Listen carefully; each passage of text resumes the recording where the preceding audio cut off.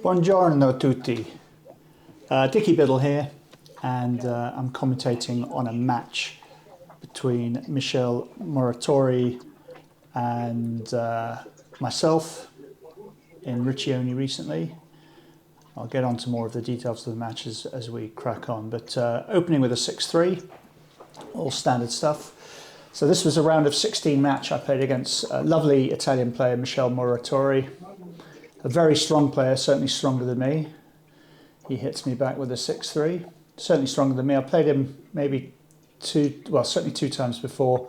I don't remember beating him, and not because he was overly lucky. He is a very strong player. 6-4, a very thoughtful player, not afraid to use up all his clock. And here he is with the hitting 4-2.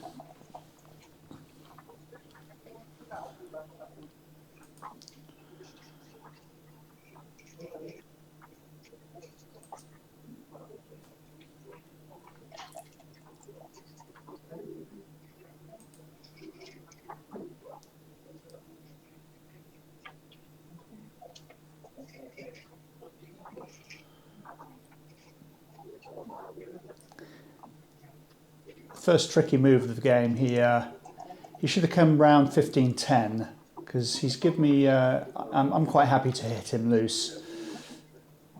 In fact, I roll double twos, which means that he's on the back foot again.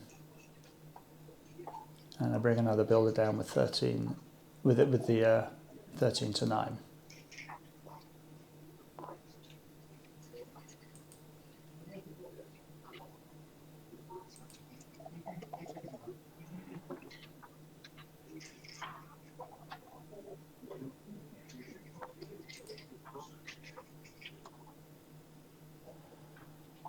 I come in and slot my 5 point, nobody there. So I'm playing a 7-2 holding back game now, not too unreasonable.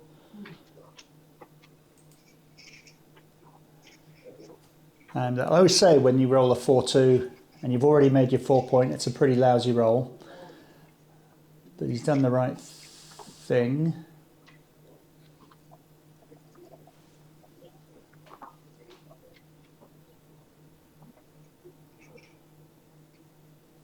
And my 6-5, it's a little bit too fast for my liking. I could have played 23-18 and just keep a single goalkeeper back. It would be difficult, but I choose to make the 2 point.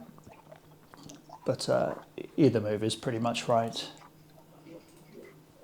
And Michel now is just trying to bring his checkers in safely. And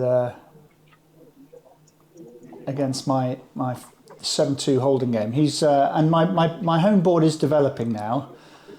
Of course, that's not a bad role in helping to develop my board.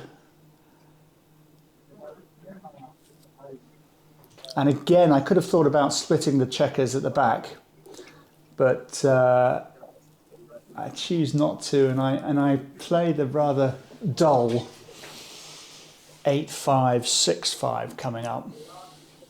I'm just doing a quick pip count now, just so I know that I am still quite a way behind in the race.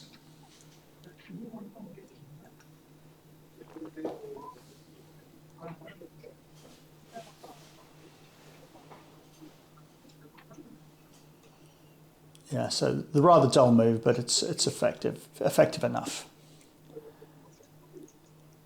And now things are getting a little sticky. In fact, this is a forced move for Michel.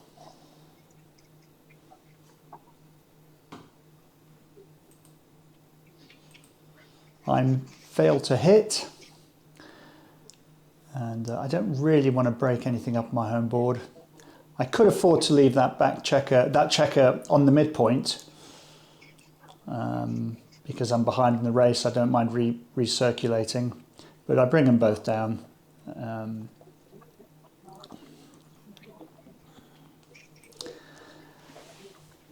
Again, another forced move for Michel.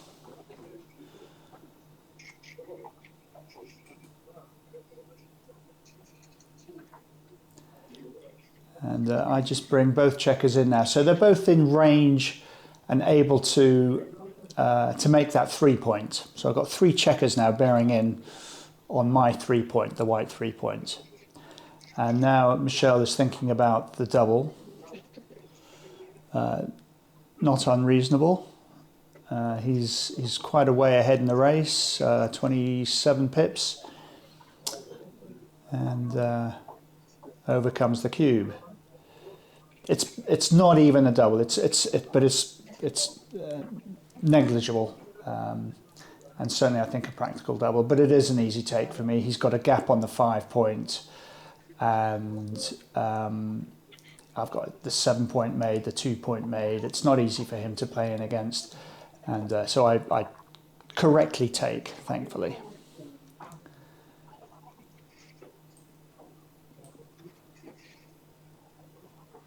And now Michel has a tricky job bringing his checkers in.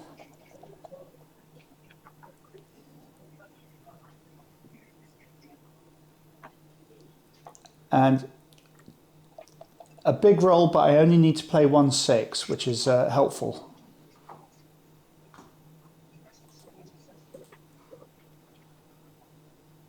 And again, Michel's having a long think about this, but it's actually a forced move. But he wants to make sure. He doesn't want to play the forced move if there's any other options available. So, like the thoughtful player that he is, he's thinking about this quite correctly. But once he's had a good long think, he'll see that there are no other options.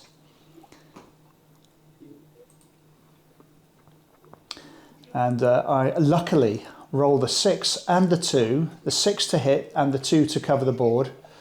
So that works well, and he comes on. Now, do I play on here, or do I cash with the 2 points? And I choose to cash. And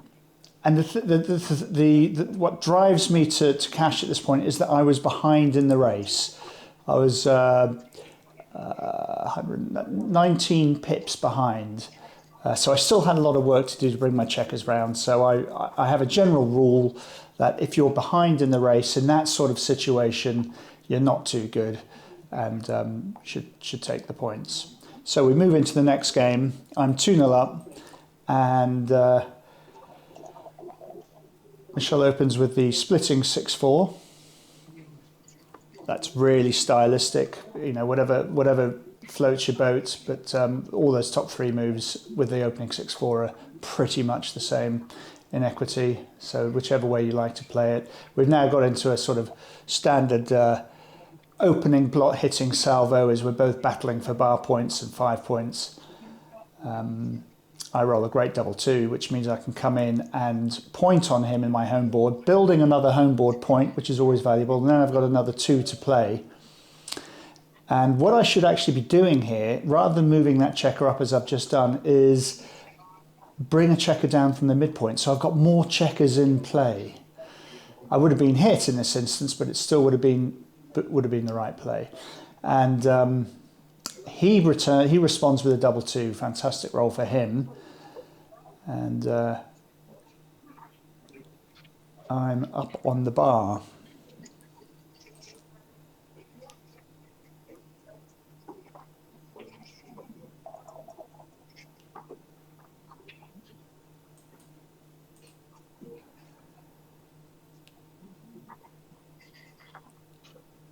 And I come in with a 5, grateful to see the 5, which means I can make a bar point. And then really now I don't mind leaving any blots around the board because I have that forward 5 point anchor.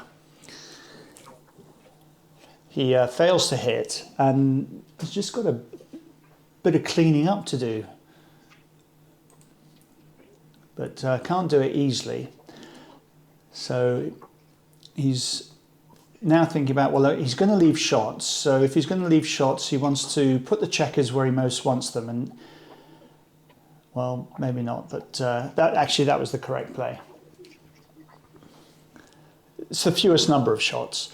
Still, I hit him. He duplicated my 4s with that as well.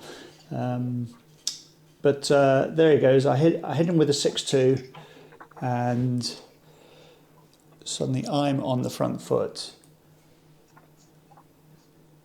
And he responds with a return shot, comes in with a 5, hits with a 4. So it's a, as I like to say, proper old fisticuffs going on. I come in with the 3, looking at the 4. Yeah, I'm happy to come off the his 5 point now. I also do it because I want to stop him playing. I don't want him playing his full role next time. And let's see what he responds with. 1-6. Well, the 6. One of the benefits of hitting your opponent is that quite often they can't play sixes well. And here's a classic example. He has to use the 1 to come in, and then he's just got awkward 6s all around the board. So he's come out with the 6. This is the correct play.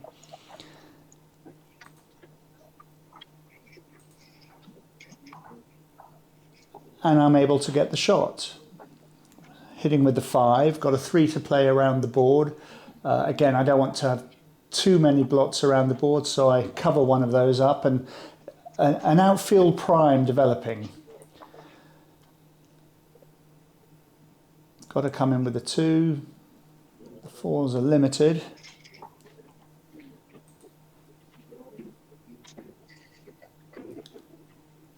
I guess he doesn't want to come up to my 5 point because I've got 4 checkers bearing on that.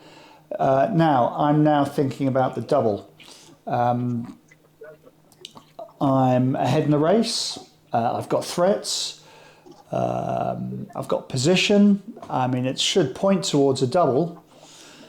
But the fact is I haven't got many market losers because my board is so underdeveloped. I'm very gappy.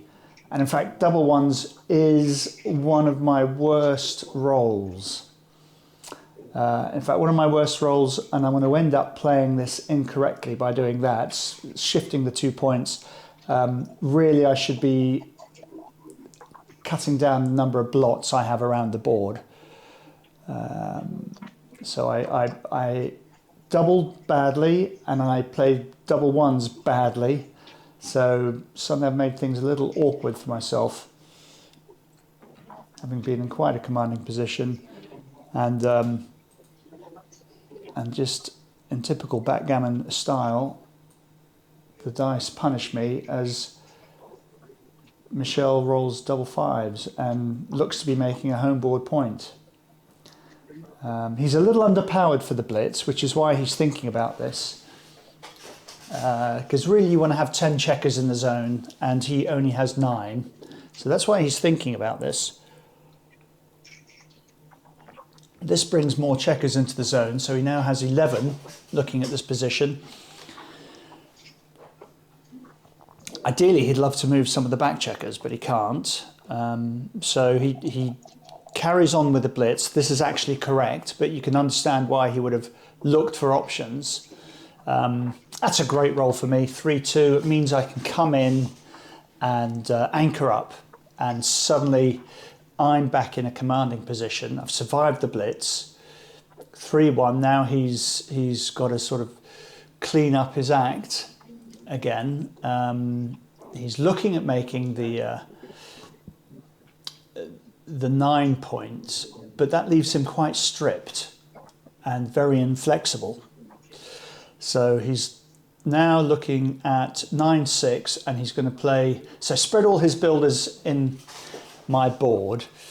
It just gives him the most flexibility. This is the correct move. This is a good move. I mean, it's great play to find this, and because I haven't got many good pointing rolls that don't break any already made points. The 5-3, what can I do with the 5-3? Well, yes, well, I can make the 8 point. So I think actually over the board, I almost missed this play. I'm glad I found it in the end, but it's one of those plays that's easy to miss. If you're making a move that you're not used to making, making the 8 point with a 5-3, normally you use the 8 point to play 5-3. Great play by by Michel there. Great roll. He's 4-2. He's anchored up, and now he's got a blitzing formation. I've got a priming formation. And I can't play this 6-2 now without leaving a shot. So it's a case of put them where you most want them. If he's going to hit me, I want him to hit me from my bar point. I'd like to get him off my bar point, so that's why I play both down like that.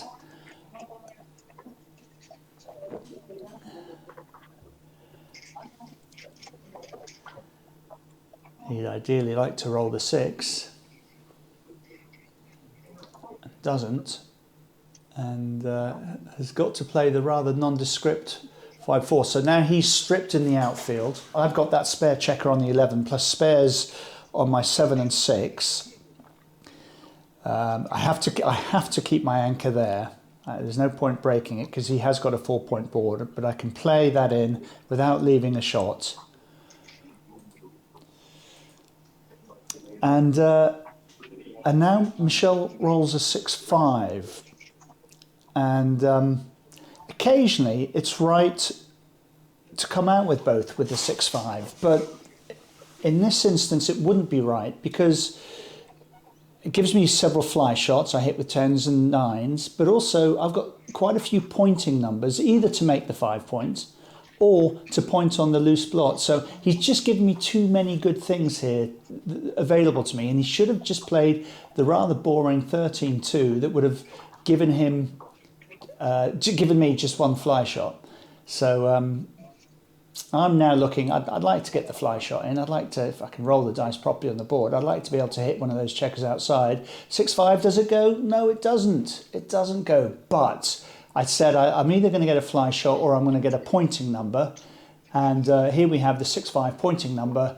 Hopefully I'll be able to see that, yep, there it is. I can point on him. Yes, I'm leaving a blot on the 8 point, but he only hits me with 5-3. So, and then of course if he dances, I've got some further fly shots or point making numbers. The cube is on his side of the board. I can't use that. So really I want to try and win this. Well, thankfully he can't hit me back. He could hit me with 3-5, but he can't with 3-6, and he's got to leave me a direct shot. So this is poor luck by Michel, really bad luck. Obviously I'm delighted with it, but and now he's just going to have to play one of those checkers down from there we go. So he's leaving me a 3 shot. I've got pointing numbers. So what have we got? 6-2. Well, I can't hit in the outfield with that, and I can't point. So and he's got a 4-point board, but I have to hit because we're about level in the race. So I have to hit. You know, rather than be level in the race and give your opponent 50% chance of winning the race, I've got to leave him a shot and only give him a 30-odd% chance of hitting me. So I'm going to hit with a 6 and just tidy up as much as I can with the 2. So I'll probably play 9-3, hitting 9-3, and then play 9-7, which gives me some spare builders with which to hopefully remake that point. There you go. So will I survive this? I have got that forward anchor should he hit me, so it's not the end of the world, but you know, he's going to come in a lot of the time. He thought about doubling. 6-4 dances, so I've just got to cover that point. Before I do anything, I've got to cover that point. Probably even before I think about hitting with the 3, I use a 3 to cover. So I roll the 2-1, use the 1 to cover. Well played. Don't play the whole roll. Do one move at a time, and then just clean up because I can't ignore his 4-point board. He dances again. Right, I'm in good shape here, possibly to double 1s. This is a fantastic roll.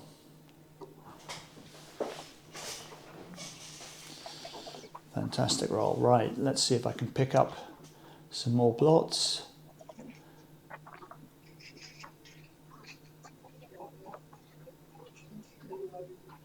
double two. And what I should have done here, and I didn't, is, well,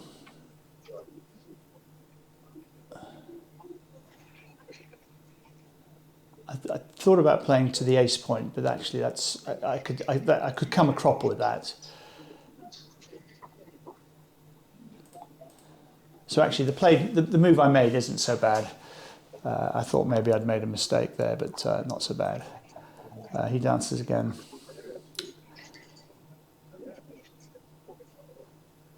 Now this is an interesting play. So I hit there and carry on a pick and pass to put a second checker on the bar. But if you watch me now, watch carefully now, I put the checker down, I hit the clock.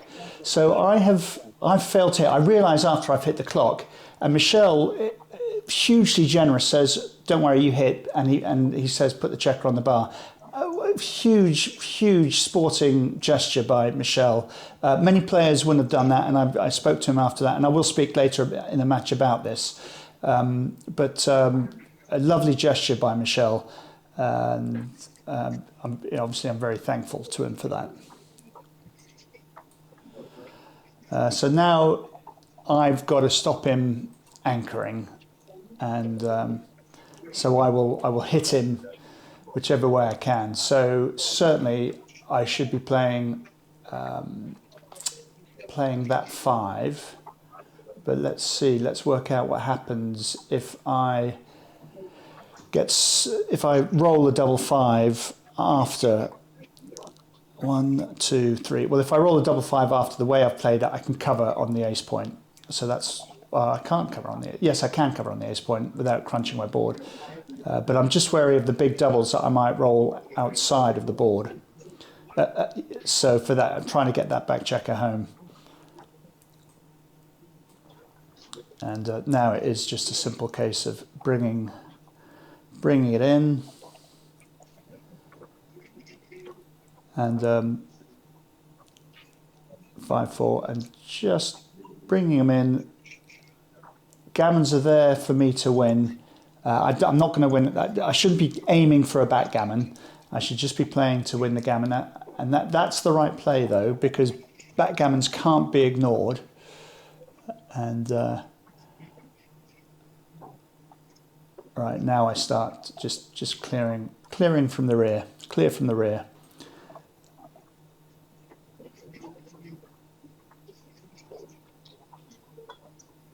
One off and clear.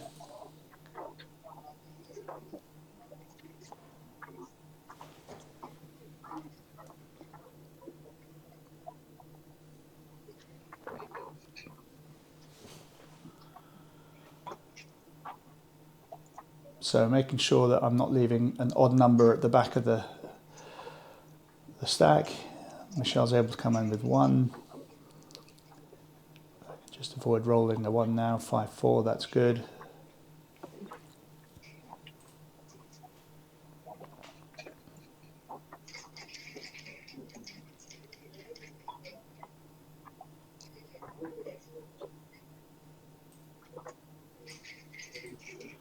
As we're rolling down on this match, coming back to the gesture of Michel allowing me to put that second checker on the bar, even though I had failed to pick it up, and the move I made was a legal move. So he didn't actually.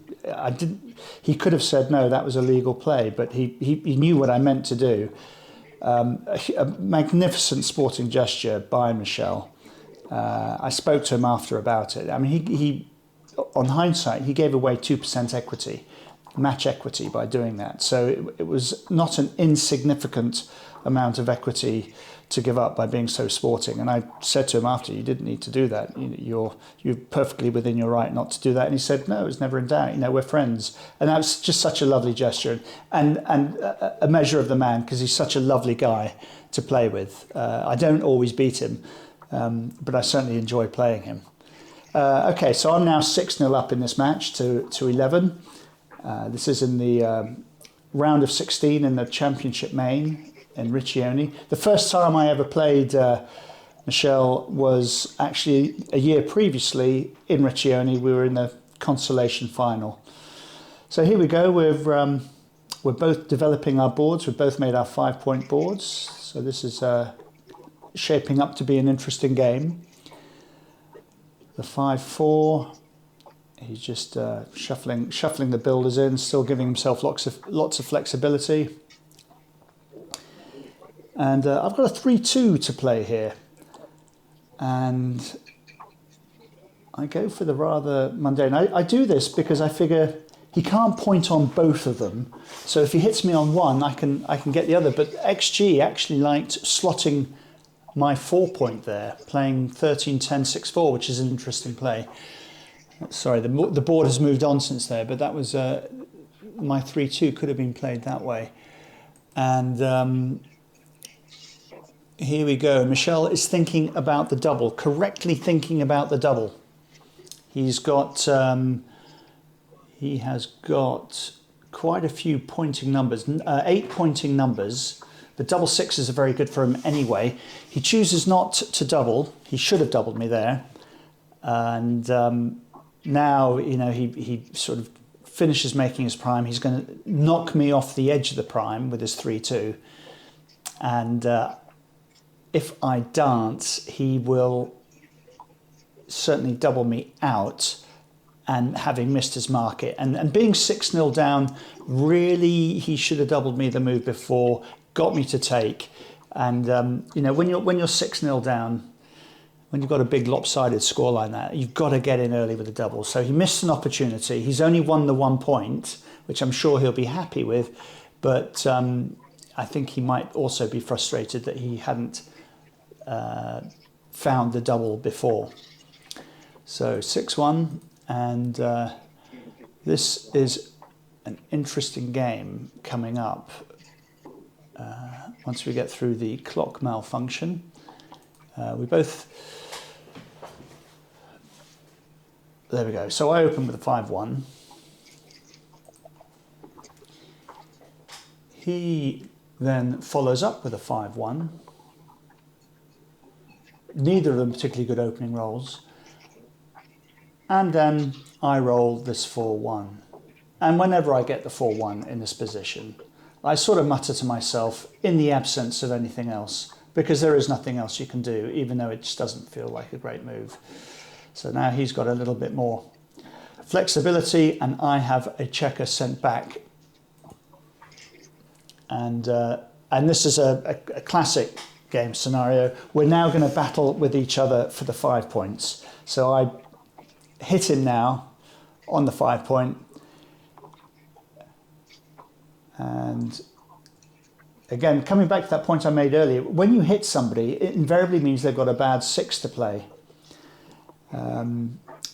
Now, I could double hit here with a 6-5.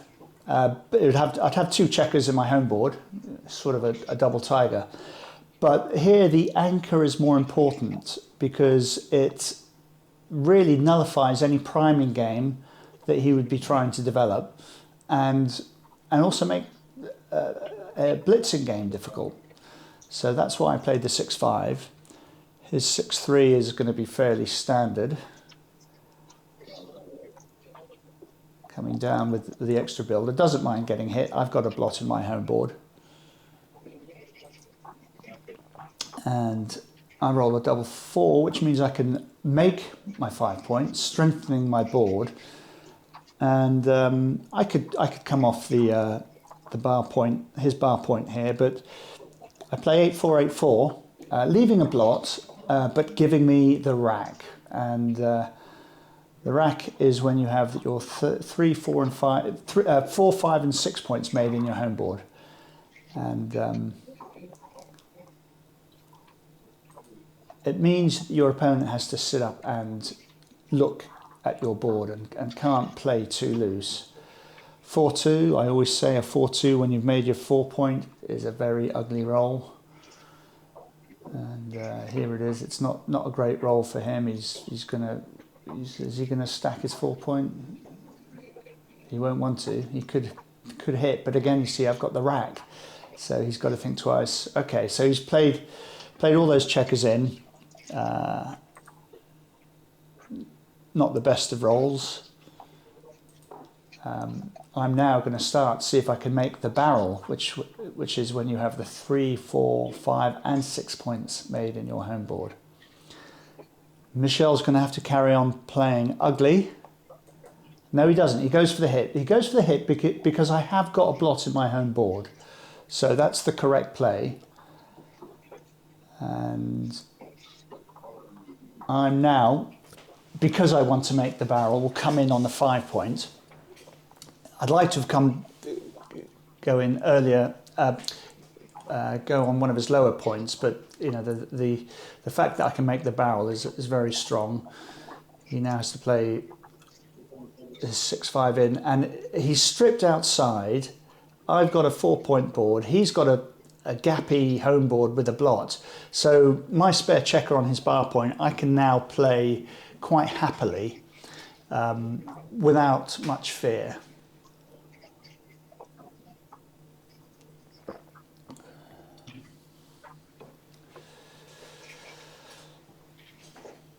I think for a moment I might have considered stripping the 8 point, clearing the 8 point, but no, this is the right play.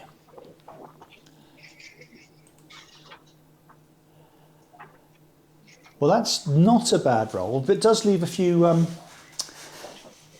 return shots for me. But hitting, I mean, I'm going to dance almost half the time, so that's not an unreasonable play. And he comes in with the 5 and now has to consider whether to hit. And he's counting all the return shots. I mean, I hit with 1 5, 1 6, 2 6, 2 5. Yeah, it's a lot of quite a few return shots. Double twos also hits, but he's gone for it, and this is a fantastic play because actually the non-hitting play wins more games, but the play he made wins more gammons, and as the trailing player, it's the gammons that he wants to win. So it was a great play by him. He's just unlucky that I've been able to come in and hit, even though I'm now having to think about the hit. Yeah, I'm thinking about it. Am I worried about all the return shots? He's got a few return shots. I come in with only 3 or 5, but then I can also hit with 1s and 6s, 4s. So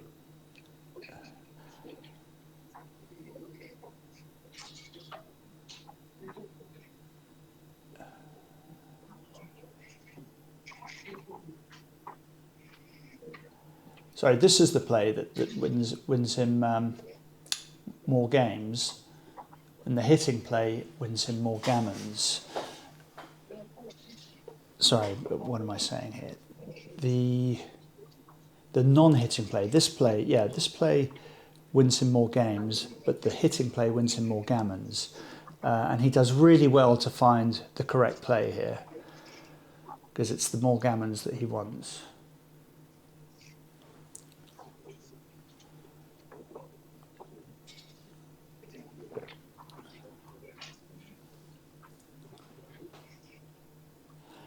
It's a bit tricky actually commentating on this when I'm looking at this the same way you are, so I'm at the top of the board.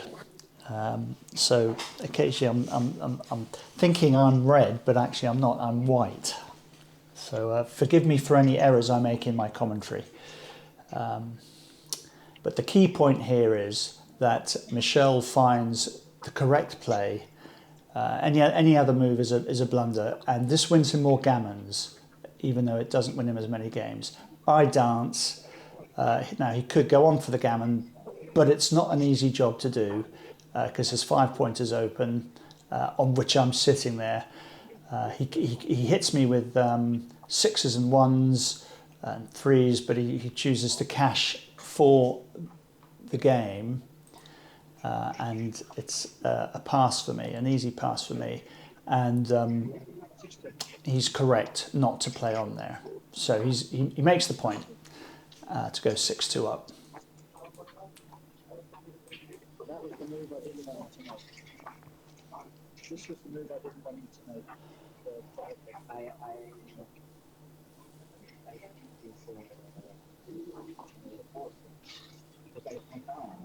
So up to the stage where we're now on game 5, we've both been playing quite well. We're having a discussion now about the 5-1 in that last game, and I think I'm probably incorrectly saying I didn't think his move was right, but actually it absolutely was right, and he did remarkably well to find the correct move, because it's intuitively you want to play the move that wins you the most games, and it's if you're clever enough to figure out actually it's the most gammons you want, then that puts you sorts the men from the boys. So I think now he's just explained to me why he chose to make that move.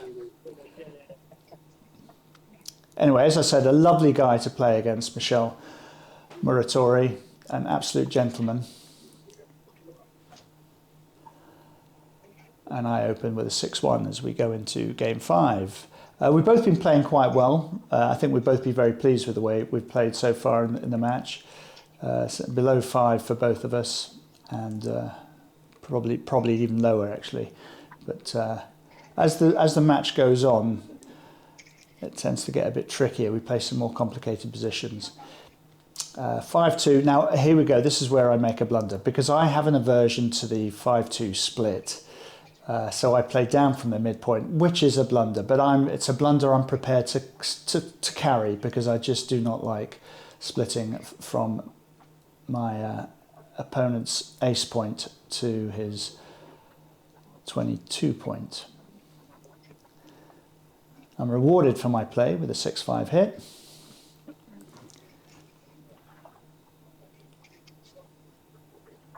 And already Michel is on the back foot, 3 checks behind a 3-point prime. He's slotting, he's committed to a long game. I failed to hit. And actually the 5-1's just not great, not fantastic. I could come out to his bar point, but feeling that there might be a blitz on, or a priming game going on, I now want to bring as many builders down. So he rolls the 5-1. He's now made the rack. He's bringing more ammunition down to try and contain my sole checker at the back.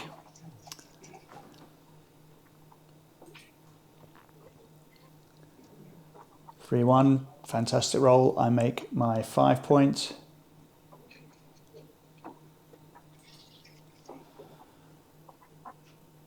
Six-2. So he chooses to run with that one.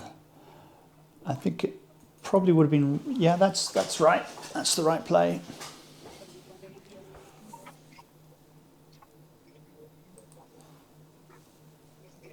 Now I'm thinking about the double. That's good. But I'm leading quite far in the race, in the match. And it would have actually turned out not to be a double. So I have a double 3. I'm not going to complain about the double 3. I'd really like to have got that back checker out, but that's good. I've got a broken prime in front of him, so really I think I should be able to use the cube next go. He tidies up with the 3-1, so he's stuck on my 2 points behind a broken 5-point prime. I didn't think about the double there. I wish I had. Would it have been right to double? No, it wouldn't have been right to double.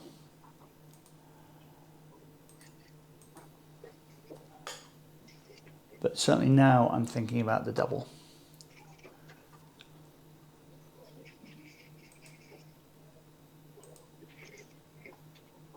And in this position, I'm ahead in the race. He's got my 2 points, so and a gap on my 4 points, so I'm not really going to win many gammons here anyway. And I want to keep the scoreboard turning because it's stopped turning for a couple of games. So I'm guessing he'll probably drop here Certainly a drop at money play, I would have thought. And he does drop, but actually it's a very small take. I'm not sure many players would have taken this over the board, but I think the strength of having my 2 point, the gap on my 4 point, and the fact I still have a loose checker in the outfield to bring home. I mean, double threes would have been painful for me. So he incorrectly passes that. But I think that's really because of the match score, it's a take.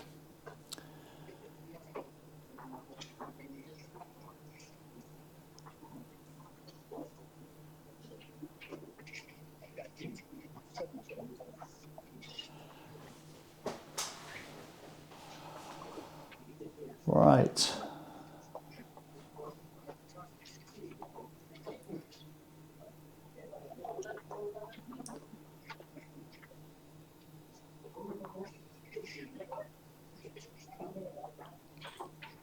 Michelle gets me on the back foot by hitting me with a 5-3.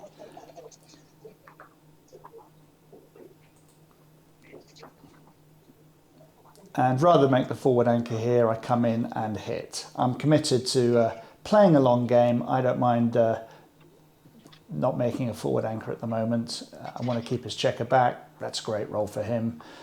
Comes in and begins to build a solid home board. And I will reply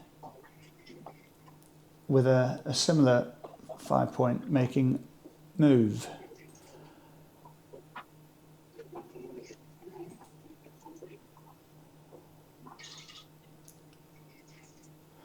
So he's thinking here, does he play boring down to the 7 point? Does he come up with one and down with one from the midpoint? Or does he bring 2 checkers down from the midpoint? If he brings 2 checkers down from the midpoint, he just needs to be aware that I've got quite a few shots from the 2 points I have in his home board. And it is a good number of shots that I've got. I hit with 6 2s, 5 2s, 3 5s, 1 6. But just with that checker down. If he brings another checker down as well, that's almost the same number of shots again. So what's he going to do here?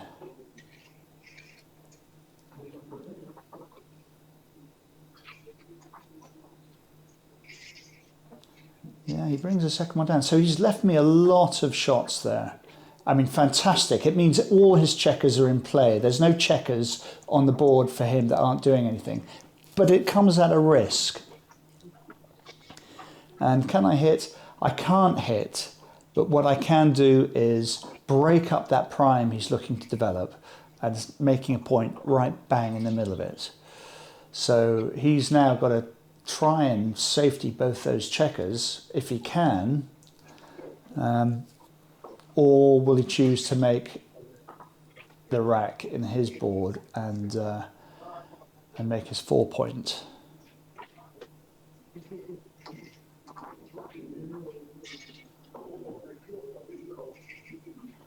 Which looks like that's what he's going to do.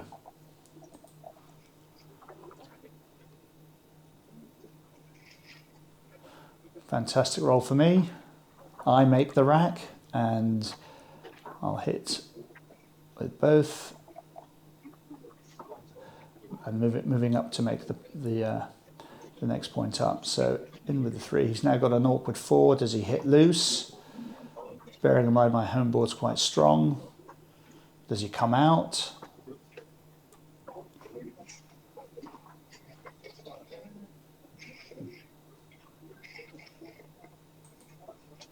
He comes out, which is the correct play. He does want to have a 4th checker sent back. He doesn't mind forcing me to play. In this way, he takes the game to me. I've now got to address that checker on his bar point, which I can't do. And I want to do something innovative here, but I can't really.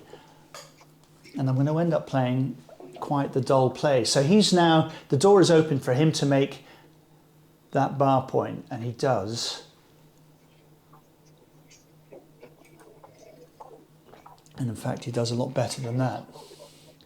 With the double sixes. Now, does he bring the other two down to make a 5-point prime, or does he attack me and go for the blitz? He makes the prime, he goes for the priming play, and this is the correct play. And he's really putting himself into a position where he can double. Now, I'm going to come up to the edge of the prime here, because that's what you want to do, come up to the edge of the prime. So sixes can escape me. The two plays itself, gives me flexibility. I can attack that blot in my home board. Now, again, he's 5 points behind in the match. He should have thought about the double there. Doesn't, and now he's lost his market as he hits me, makes his 6-point prime. And now whatever I play here, I know I'm going to see the cube next, and I'll probably be dropping. So whatever play I make here doesn't really matter. And yeah, there goes the cube, and I am going to pass this. No way I'm going to take this. As we say in England, I'm not going to take this in a month of Sundays. Yeah, there goes the drop. Okay, so we move on to game 7. I'm still leading 7-3.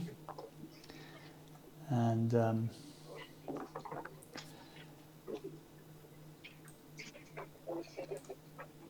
I'm 4 points away, and Michel is 8 points away. So we should see some interesting cube action here. He's got quite a low doubling point. I've got quite a low take point. So it won't be long before the cube comes. Now, with these home board points made, I think we're going to see some action there. I'm coming up to put pressure on that checker on the 8 point with the 5-1. He now rolls a double 5. Now this is difficult. This is a tricky one. Does he prime? Does he blitz? He's underpowered for the blitz at the moment. He's played 1 so far. If he attacks though, plays 7-2 twice, and then brings another checker down, he'll have 10 checkers in the zone. So the theory says he should be going for the blitz. The theory also, because blitzing wins you more gammons. So he should really play for the blitz. He can't do anything with the back checkers. He doesn't really want to prime here, which he could do by trying to make his 3-point. That would be the wrong thing to do. No, he's going for the blitz. There you go. So he's got 10 checkers in the zone. He can attack now.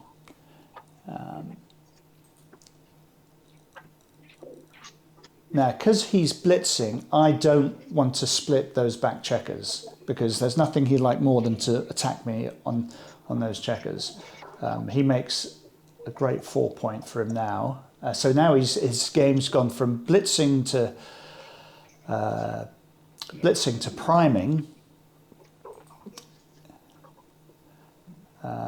Now I've got a double 4 to play here, and I'm stuck behind a prime. I could try and be priming him. I should really be trying to prime him, and is this the way to do it? I don't want to leave him too many shots. I mean, that's the fewest number of shots, but actually in this instance I should have played 2 down to the 4-point and made the rack and given him 1s, but it would have given me a much stronger board. Now, having made that weak play and seen how gappy I am, especially my 4-point not made, Michel correctly doubles me. I take it because I can still escape from his board. He's stuck on my ace point. Mind you, that double 2 is a cracking roll. He now comes up for that 5-point, which I should have covered before, and I'm now getting punished for it. I'm punished because I roll a double 4, which is the last thing I want to see now, because it's just crunching any semblance of board I had in front of him. So even though it was a take, I'm really paying the price for getting that previous move wrong. 3-1's an easy play for him to come down from the midpoint. Gives him an extra builder. He could split them further because I have a blot in my home board, but that would be over-egging the situation. So just do that. Yeah, he's in a strong position. He's going to be ahead in the race soon, I suspect, because I'm going to be trapped. My 4-3. Well, it's just now I'm in damage limitation. Very difficult for me to win this game. So I just want to make sure that I'm not going to get caught and lose the gammon. The cube's on 2, so that would put him ahead in the match. He's played a great 2-1 there. I am now absolutely stuck behind a prime. So I've just got to bring my remaining checkers home and look for opportunities to escape the gammon. 4-3. Again, no need to do anything fancy. He can leave that checker outside on his 8 point because of the blot in my home board point. And I'm now just trying to tiptoe in without leaving any shots outside that he can hit. Double 6 as well. That's a few too many 6s he's got to play. He'd love to be able to leave that checker on my 5 point, but he's got too many 6s to play, and he doesn't want to break the 5 point prime in order to do that. He's got enough going. He may be able to pick up one of those checkers in my home board still. So now 3-2. What I should be thinking about here is that I don't want to get caught by a spurious 2-6. Now what I've done is I've left myself open. If I roll a 2-6, I have to come out and play. Well, he's just rolled a 2-6. So they are in the dice cup. They can come out. And so I should have left a checker outside and just played in board. But I've made things a little awkward for myself if I go on to roll the 2-6.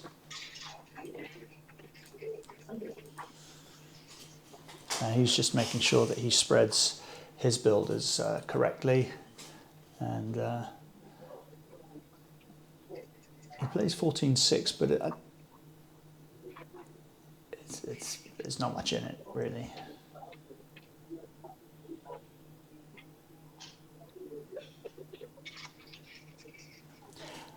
What he'll also be looking at is that, are there any rolls that play badly for him as he's trying to clear his checkers, bring his checkers in. Because even though my board doesn't look very intimidating at the moment, he doesn't want to leave any, and there's the 2-6. So this is precisely why I should have left a checker outside in the home board point. And now he's free to hit me loose or attack. Well, he doesn't because he only rolls a double 1. But he could have been quite happy just laying checkers around in his home board, because I've got three blots in my home board. So I've played that badly. I'm now getting punished for it. He's still going for the blitz, and he'll probably hit loose if I then come in, because he's not afraid of leaving checkers in his home board because of the state of my home board. I come in with the 3. Now, in this position, I'm now worried about how many checkers I have in my home board, which is why I'm now considering playing 6-1. So I only have 2 home board checkers, but actually I should have just kept on going round. It's fewer gammons that I lose. There you go, double 3s, and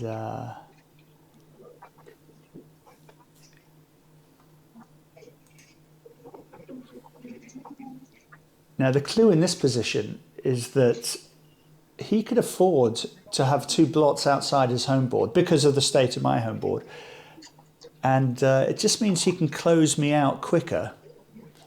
And if he'd spread his builders a little more, he could have closed me out a little quicker and push up his gammon chances. I dance.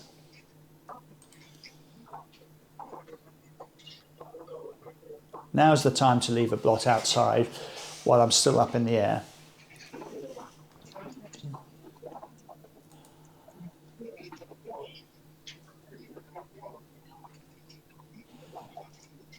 I'm still dancing. He comes in.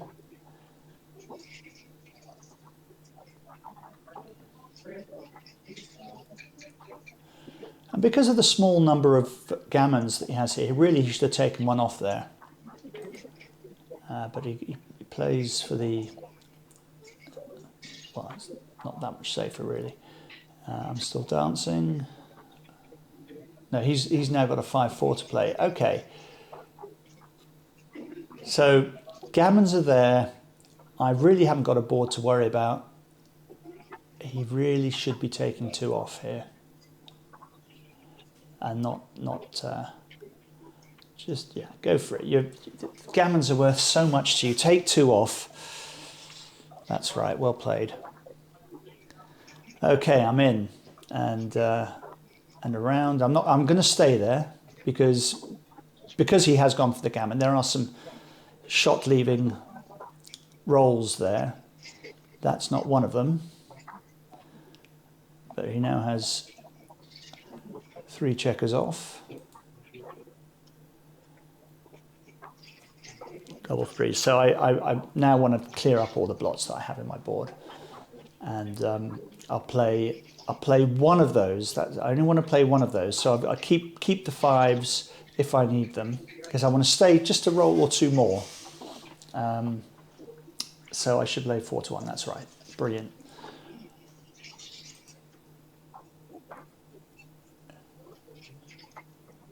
And now because I'm there, he can't go for the gammon anymore. He's just got to play a little safe. I'll stay there 1 more roll, I think, if I can. I may not be able to. If I roll a 6, I'm going to have to go.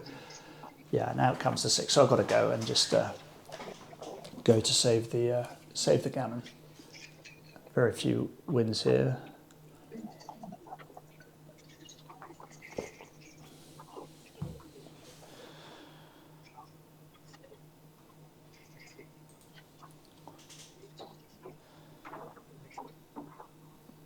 So this tournament in Riccione, for those of you that haven't been to Riccione, it's a beachside resort, not too far from Rimini, and it's off season. It can be chilly, but you also had some lovely days and fantastically long beaches to walk across, lovely sand. I did see one lady swimming, and I sort of was begrudging of the fact that I hadn't taken any swimmers with me, because I would have gone in. Cold as it was, it's not as cold as the English Channel, which is what I'm used to swimming in. But a great tournament. The hotel's fantastic food. You get a beachside balcony room, so you know, even in the tail end of winter, it's still a lovely place to sit and hear the waves. And so yeah, if you're from England and wondering which Italian tournaments to go to, certainly the one in Riccione in February is a good one to get to. Right, so the match score now is 7-5. So having been leading 6-1, now up to 7-5, which is not good. And you'll be able to tell from this game, I start making mistakes. I start making blunders.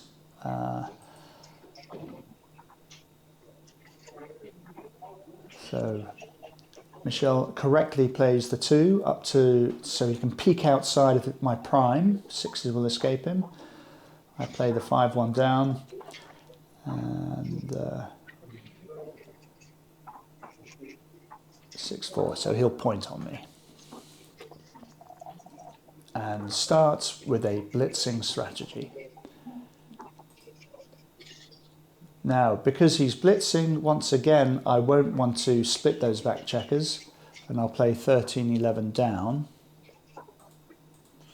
which, funnily enough, is the wrong play according to XG. Maybe because of the threat of being hit with 6-2 and 6-4. 6-3 doesn't hit me, thankfully, but it does mean that Michel can escape one of his back checkers to the safety of his midpoint, and that puts him ahead in the race, just. With my 4-1, oh, I get this totally wrong. I get this so wrong.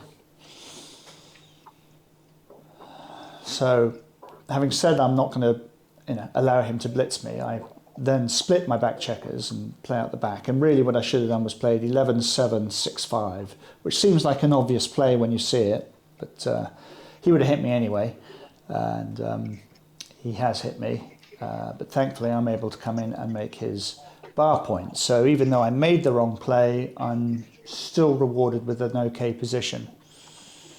And he has just got to make the boring play here. He's ahead in the race, so just wants to bring his checkers home. So nothing too fancy. Well, you're duplicating my threes, which is good, but do you need to do that? I think just bring it home. Yeah, you're ahead in the race. Look, the count after this play is 123 to 158, so way ahead in the race. This is the right play. Now I've got the benefit of seeing the pip count in front of me while I do the commentary, but even without seeing it, I've got 3 checkers back. His 2 checkers on his 2 point, 10 pips ahead of my checkers on my bar point. So it's an easy one to work out very quickly over the board. So he's made the right play. Well done. Now, so I'm playing this sort of holding game from his 5 point. Plus I got the goalkeeper at the back. I'm just going to try and build a board as quickly as I can. I'm really not going to mind if I get hit on the midpoint. I don't want to play the 6 in board into my home board point. So that's the play I go for. And because of the positioning of what I've got, the potential of my position, he's now got to play ugly. And this, he can't really be enjoying this. This is a ugly play for him. I'm continuing to build my home board, making my home board even more threatening. I'm quite happy to leave that checker on the midpoint because, at the very worst, I get to recycle it. So could this be the opportunity where I get to recycle? Well, there's only one safe 2 to play, and then there's only one 1 to play, which I'm quite happy to recycle. I'm very happy with that. Now, I get this wrong. I'm seduced by making a 5 point prime. I have a little saying that you've got to have a damn good reason to make a 5 point prime. Well, the damn good reason here is that I should have made a second anchor and I didn't. Because once you've made that anchor, I've got plenty of time to make that 5 point prime. So I got that play very, very wrong. And I will probably get punished for that. With a 3-1 still, it's not pretty. You can't make any points. I have got the 5 point prime, and I've got good coverage of the outfield, even though and his home board, even though it was the wrong play by me. So he's just going to have to stack up on his 8 point, and he doesn't want to do it, but it's his only option. Now the double 4s, that's a little bit too quick for my liking for the kind of game I'm trying to play. It's certainly making the barrel inside the home board point, that's the 3, 4, 5 and 6 points, is exciting. And I'm just sort of spreading the checkers around, making it really awkward for him to come in. There are various variations on what I did, but they're all pretty much correct. So with the 6-2, does he hit me? And if he hits me, how many return shots are there? This is what he'll be working out. Or is he, as he's now considering, having to play really ugly and play from his 8 point with both, and he won't be enjoying this at all. And so he plays the 2. He's going to look at the hit, but look how many shots that. There's too many return shots. And look at my home board point. Home board. It's too risky. Too risky. Plus the fact, actually, that if I hit him, there's quite a few gammons there. So he's had to make the really dull but correct play. And okay, slow down. Double fours is too quick. It was too quick last time. It's even worse now. So, right, I don't want to. Well, actually, this doesn't play too badly because I can play there. I can start to make another point. It means I've lost a bit of outfield control. It could have been a whole lot worse.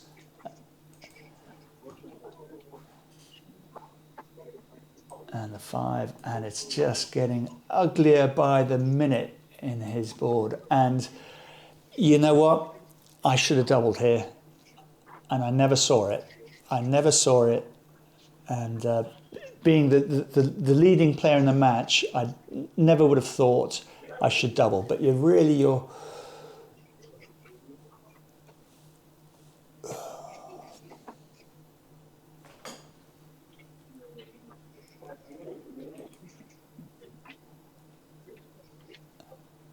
actually, I'm jumping ahead of myself. I shouldn't have doubled yet here. I get to double in a minute. So this 6-4 actually was an outstanding play. I am spreading my checkers like that. I'm not afraid of being hit, and it now just makes him very, very difficult for him to play here. And he's going to make a really, really ugly play here. It's the correct play, but it's he's not going to enjoy doing it. And all the time, my home board has got stronger. And there you go, there's the 6. Oh, and where's the 2? Where's the 3? Where's he going to put 3? Look at that. Ooh. Now, this is where I should have doubled, and I didn't see it. But, you know, I've got 11 shots that hit, and I didn't even think about it. And there's the hit. Okay, I can play on for the gammon, possibly. I'm just going to tidy things up because having got to a winning position, I don't want to blow it by getting hit. He comes in now, and well, he's got to continue to play ugly. Now, I didn't double here, and I can't remember whether I didn't double because I thought I was too good or not good enough. But either way, I got it right by not doubling. At least I'm thinking about it. I'm pleased to see I'm thinking about it. But I got it right by not doubling. What I can't truthfully answer is whether I got it right, whether I didn't double for the right reasons, whether I thought I was too good or whether I still didn't fancy my chances in this game. And when you're leading in a match, quite often you tend to be a little bit more conservative with the cube. 6-2.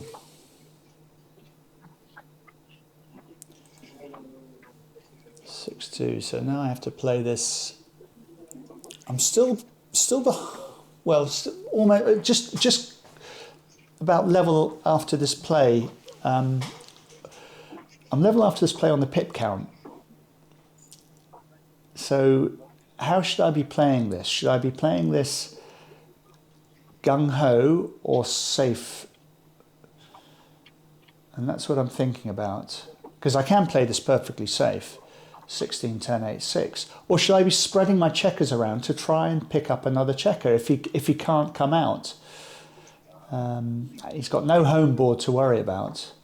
So, I mean, in this instance, I think 8-6 is correct because I can attack that checker on the ace point. But should I be playing into my outfield and have 3 blots around the home board? And it's an interesting one, that. And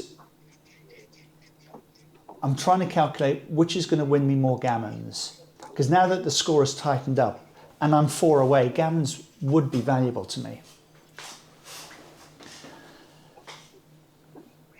So that's what I'm thinking about at the moment. Do I play safe 16, 10, 8, 6? Or do I spread my checkers around? Or I could even play 16-8. But the general principles I'm thinking here, do I play safe or do I spread my outfield checkers around to try and pick up another blot? Or indeed pick up an escaping blot? Michel only has 2 very ugly points made in his home board. He's got a terrible position. And okay, I'm thinking about the banana split. I'm so desperate to try and stop him escaping, but also to try and pick up another checker. The banana split here, just for the record, is horribly wrong. But hey, at least I thought about it.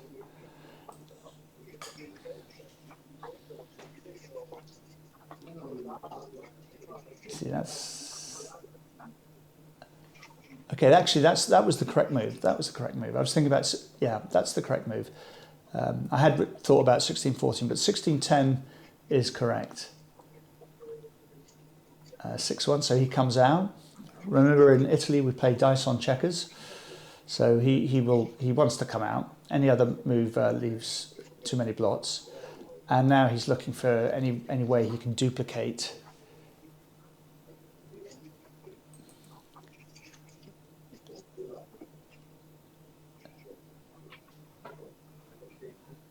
Or in fact, just reduce the number of shots, and this is what he's played is the best play. Okay, now I should have doubled here. Again, with just you know some hitting shots, I should be doubling, because the number of gammons as well is you know there's quite a lot, but I didn't. And here, really, because I'm looking to pick up checkers, I should be slotting the 1 point, playing the 3 from the 1 point. The 3 to the 1 point, and just keeping all my checkers in play, but I end up playing quite meekly, and in fact, yeah, duplicating his threes, which is wrong in this situation. I should be the one on attack, not the other way, because of the strength of my home board.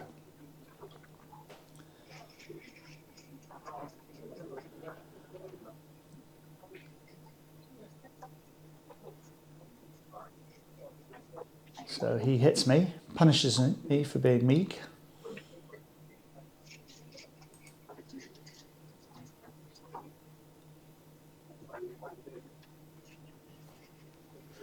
And the play I should be making here is to duplicate his 5s and 3s. So I should be playing bar 20. I should be doing that first, but I don't. My natural reaction is to hang back on the 21 point, because that's where I think I'm going to get more shots. So, funnily enough, in the last position, I'd been on the attack. Now I'm almost on the defensive.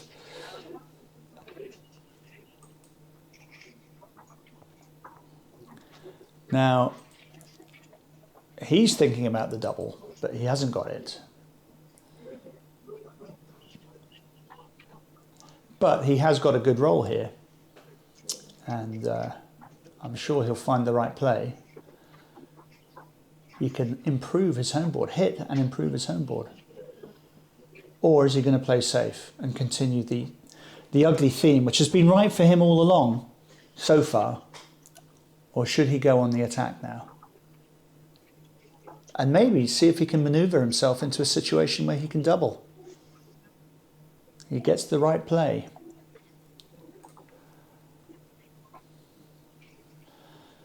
And now I come in and I'm grateful to make an anchor, because I've been on the back foot all of a sudden, but actually that was the wrong play. I should have been spreading the builders around. I should have come in on the ace point and played 22-20. But I didn't. And now he is he's thinking about doubling because he's way ahead in the race. Maybe he's thinking I'll drop this because I've made 3 blunders on the trot over the last 3 plays. He must be thinking I'm floundering, and you think, well, maybe I'm so ahead in the race, if I double him, he'll drop, which is not an unreasonable thought. So he's thinking about the double. But would it be right to double? So along comes the double. I have to take this because of the gaps. It's incorrect to double. He only wins 55% of the time, and it's certainly not near a double. So now he's just got to sort of tidy up, clean up. all his checkers are out of direct range, so he can afford to leave them there. It makes sense to just drop the blot on the 1 point, so that he might be able to make another point. And if we get into any kind of blot hitting situation, well, it's not a blot hitting situation, and I'm now thinking about the race. And if I played after I played the double sixes, the racing double sixes, which you'll see me play in a second, the race, the raw count is 72 to 72, but even though he's next on roll after an adjusted pip count, that puts me just ahead. So it would be correct to play. I mean, and when I talk about an adjusted pip count, what am I looking at? Well, I'm looking at the number of crossovers he's got to do. So he's got 5 crossovers to start bearing off compared to my 3 crossovers. I'm looking at the gaps on his 3 and 5 point, particularly the one on the 5 point. That could be quite costly. And I'm looking at the wastage, all those checkers on his 2 point. And that's what allows me to ascertain that after an adjusted pip count, I am slightly ahead. I won't go into the mechanics of how you do that adjusted pip count. There's plenty of documentation out there, and if you are interested in that, get in touch with me and I'll point you in the right direction. But so it's 72 pips to 72 pips after this play that I've made, but after an adjusted pip count, it does put me marginally ahead. And when I say marginally, I'm 53% favourite to win from this position, even though red would be on roll next. So that's good enough for me to go. It's certainly not worth staying behind there. Having said that, staying behind with 1 checker would only be an error. It wouldn't be a blunder. So no, I choose the racing play. And what do we got next? Oh, don't we love backgammon? Don't we love this silly game? So having made the decision to race and be marginally ahead, I'm now 24 pips behind in the raw count, and I've got a lot of work to do to try and bring this one back, even with his wastage. And just when I thought, well, I might have a chance, out pops the double 5s. So it looks like we'll just be playing this one out. And unless I can perform any miracles, the score is going to go to 7-all. That's 4 away in this match to 11. In England, we have a saying, squeaky bum time. And that's certainly what we're getting to. It was the great Alex Ferguson, the manager of Manchester United, that came up with that phrase at the end of a particularly grueling season, the business end of the season, and that's where we are at this match. It's been a grueling match. He's a top player, Michel, certainly a lot better than I am, and it's been all I can do and all my dice can do to keep up with him. So he's and even though he's a very, very tough opponent, he's an absolute joy to play against, and I'd quite happily be drawn against him in every tournament I play in, because he's such a lovely guy. And only a miracle can see me rescue this now. So he's off in pretty much 3 rolls. I could be off in 3 rolls if I roll some doubles.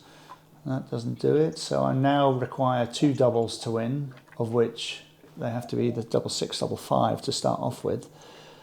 All right, I need a double 6 or a double 5. Come on, let's do this.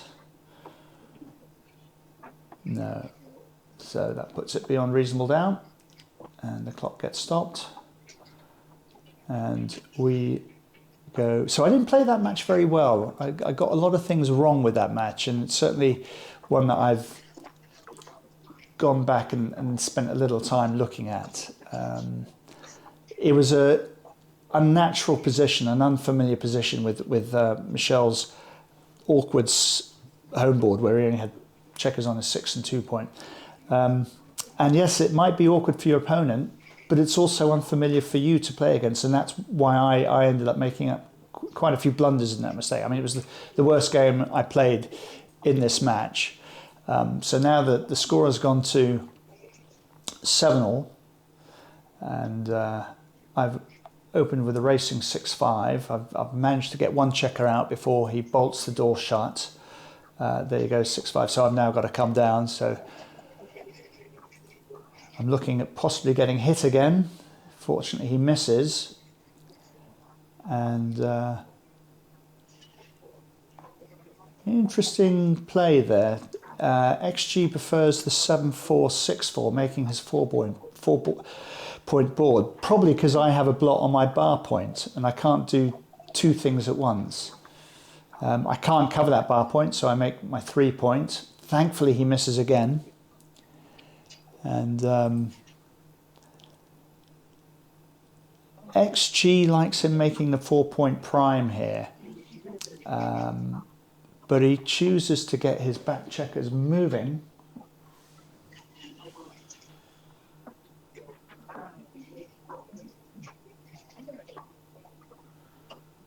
So he makes a sort of a broken 4-point prime. I think he's making that 4-point prime because he wants to get that back checker moving before I get into closing him down. But actually the right play here would have been playing 13-10, 9-10, 13-10, 13-9, 10-9 to make the 4-point prime.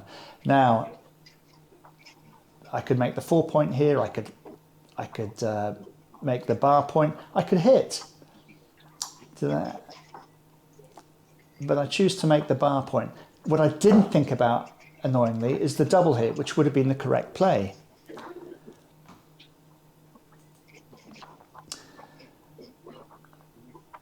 And that's a lovely double fives for him.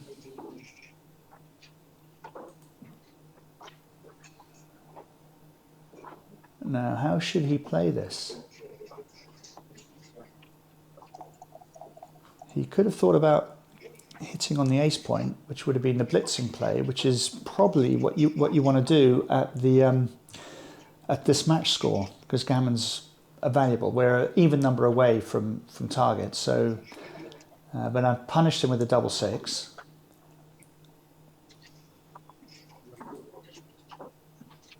But he makes a mockery of that great roll by rolling a double 4.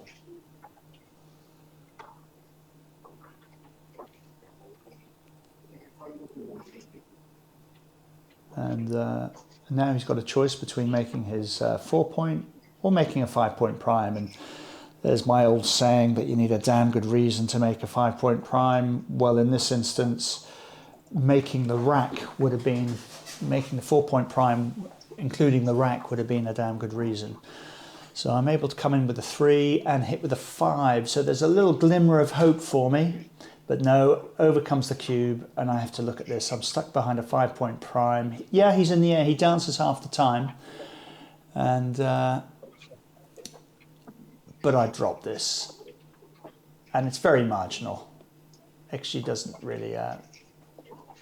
doesn't make too much noise about this. And I like dropping it because it puts him 3 away.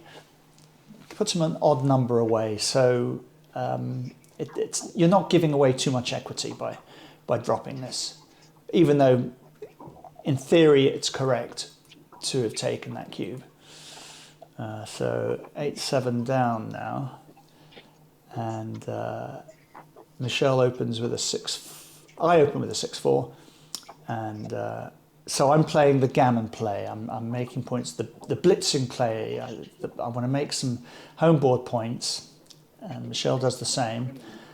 I carry on with the blitzing play, 4-2. So this is, if I'm going to win a gammon, this is the way I want to do it. And if I can get the cube in, so much the better. So very evenly matched position. My only advantage is that I'm on roll next. And well, it looks like I just have to make the 8-point. Still, if he can leave a blot for me to hit, which he's going to do now with a 6-4. Now, I should be doubling here, and I don't even think about it. I should be doubling because of the value of the gammons. If I'd had hit, gammons were wide open for me, and I didn't do it. So that's disappointing. Disappointing that I didn't see that. But I know I've got to attack, so I make this sort of the gammon play here. He might dance here. I might be able to pick up. He's got two other checkers, blots around the board. He dances here, and I double. Hopefully, I double here now, and it's a pass. And I'm disappointed that I didn't double beforehand, where I would have got him to take. So there's a little disappointment there. When you have failed to register a double take and you're going to get the double pass. But what's this? Michel's thinking about it. He isn't passing. I mean, it is a massive pass. And he takes, and all of a sudden my disappointment about missing the double take before, well, I feel so much better now because he's taken this one. And I've got the wrong strategy here. I've played the priming play and I should be playing the blitzing play. So what I should have done there was played 10-6-2-1, bringing checkers in. It doesn't matter which order you make your points in if you're blitzing. So I'm now...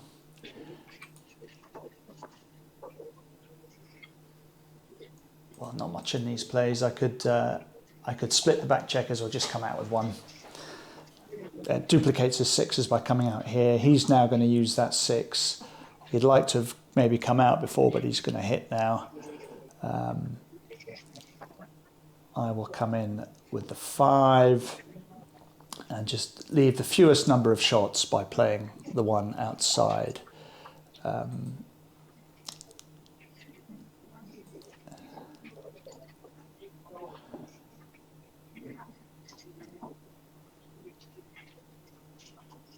So he makes his bar point. I'm now trapped, and I think he's really ought to think about trying to escape that back checker, which he does now. So yeah, I've got this wrong, and therefore I'm suffering as a result. The 6-5. And I played this a bit too quickly. I sort of quickly see that I can make that point where actually, because I'm in blitzing mode, I should have been making my 3-point and leaving that checker there. And now you see I've got nothing to attack that checker with. So I come up because I don't want to get trapped in.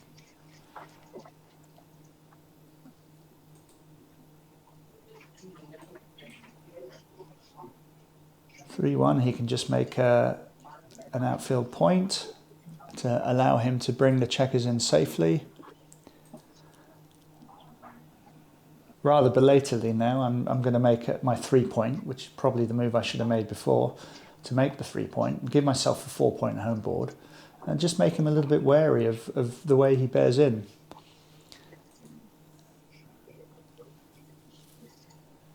And the move here, playing 13-4 would be incorrect because it strips the outfield builders, whereas the move he makes here is really good because it gives him plenty of spare checkers to play with.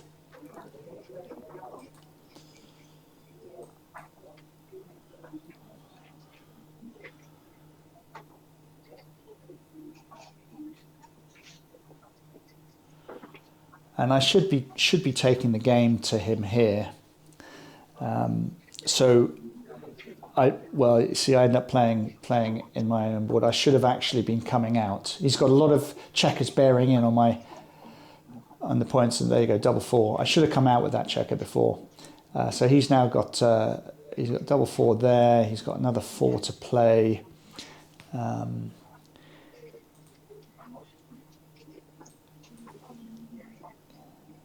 He's got a choice here between playing safe and building a builder down. He plays safe. He could have brought the builder down.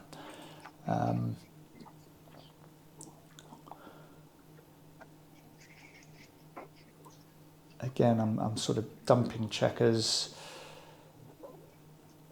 Probably doesn't matter what I would have played there because I'm going to see the cube, and I just don't like this at all.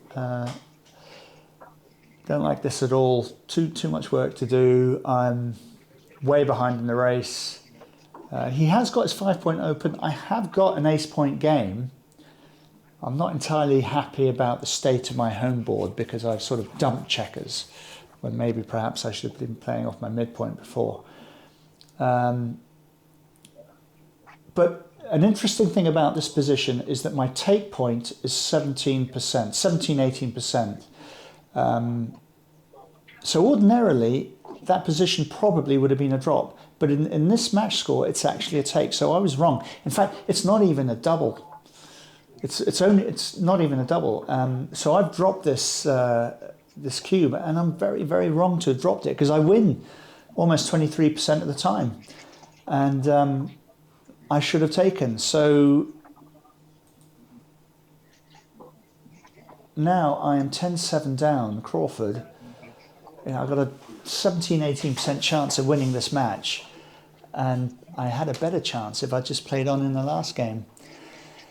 So, all right, my work cut out. I'm playing aggressively. I play the aggressive 2-1 opening play, even though he's got his an extra point made in his home board.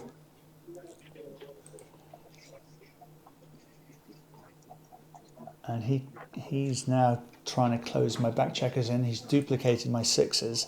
Well, that's a great roll for me. That is a fantastic roll for me. That gives me a bit of light here. And sixes are awkward, so he's now got a hit on the six. So suddenly gammons are so valuable to me because it just means if I win a gammon in this match, okay, I don't hit, but I can anchor up.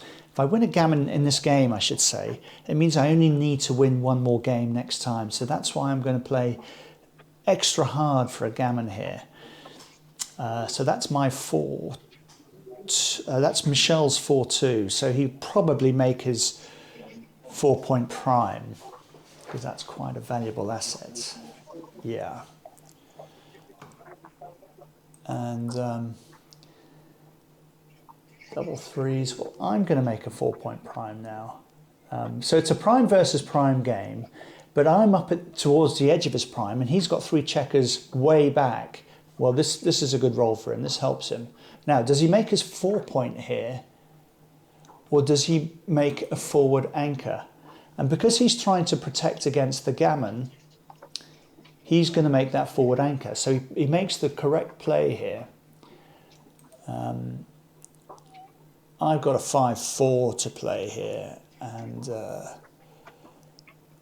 yeah, I could have done better with this. If I'm going to leave him a shot here, which I do, actually I should have left the blot. I should have slotted the 4-point because that's the point I most want to make. Well, double sixes, he's going to have to run. He's going to have to run with that.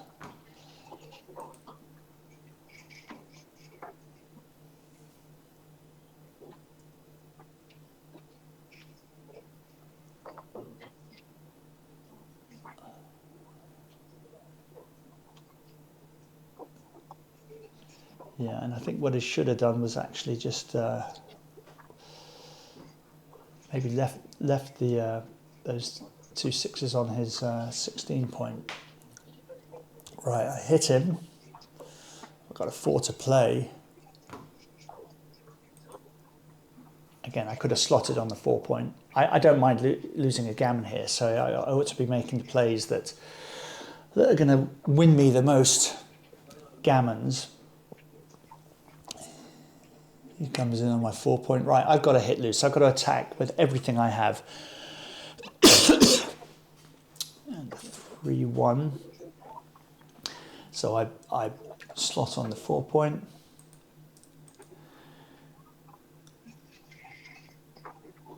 What a great roll for me. So he has to come in on the 1 and he has to play that one 6. So, I hit with 1s.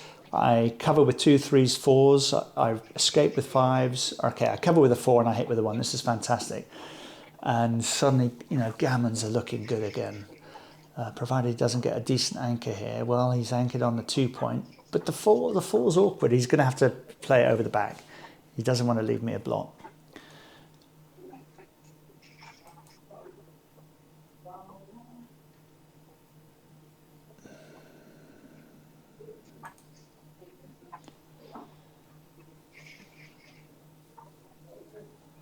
Yeah, So he's on damage limitation now. It's very, very difficult to win the game from here. Unless I roll something horrendous. What? That's a bit fast. A bit fast for my liking. But it's okay, I can maintain my board. 1, 2, 3. And then I don't mind slotting the bar point. He's got slotting the 3 point. He's got a point in a blot in his board. If he hits me, well, actually that's not a bad way to hit because he can hit and cover. That's not too shabby. Okay, let's try and avoid dancing here. We don't want to dance. We come in on the 3. That's okay, we've got an anchor. We spread one of our builders.